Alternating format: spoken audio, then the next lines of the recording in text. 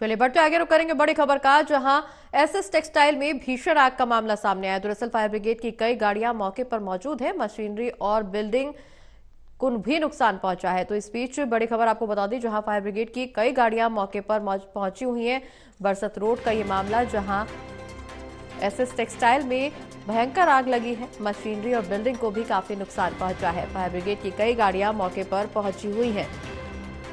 तो बड़ी खबर पानीपत से, जहां फायर ब्रिगेड की कई गाड़ियां मौके पर मौजूद हैं। दरअसल बरसत रोड पर एसएस टेक्सटाइल में भीषण आग लगी है और इस दौरान फायर ब्रिगेड की कई गाड़ियां मौके पर पहुंची हुई हैं। तस्वीरें आपकी टीवी स्क्रीन पर। और ज्यादा जानकारी के लिए हमारे साथ एसोसिएट एडिटर देवेंद्र कथुरे जी फोन लाइन पर जुड़े हुए। देवेंद्र जी, एसएस टेक्सटाइल पर भयंकर आग लगी है, फायर ब्रिगेड की कई गाड़ियां मौके पर मौजूद है, काफी नुकसान भी पहुंचा है। क्या कुछ आग लगने की वजह और मौजूदा क्या कुछ स्थिति?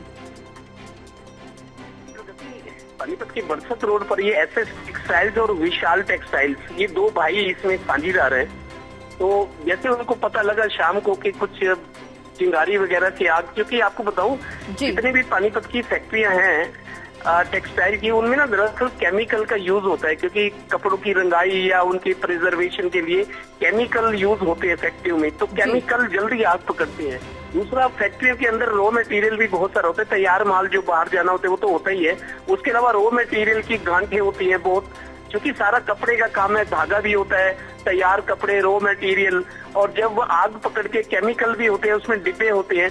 जैसे आग भड़कती है तो पूरी बिल्डिंग और मशीनरी इसकी जद में आती है। इसके केस में भी ऐसा ही हुआ है और बहुत भारी नुकसान बता रहे। बिल्डिंग और मशीनरी भी जल गई और सामान तो जला ही है। तो मतलब इसकी असेसमेंट होगी, लेकिन बहुत भारी नुकसान है। आप दृश्य से देखते हो कितनी भयंकर आग लगी हुई है। मतलब दीवारें, शेड और मशीनरी सब स्वाहा हो गया एक तरह से।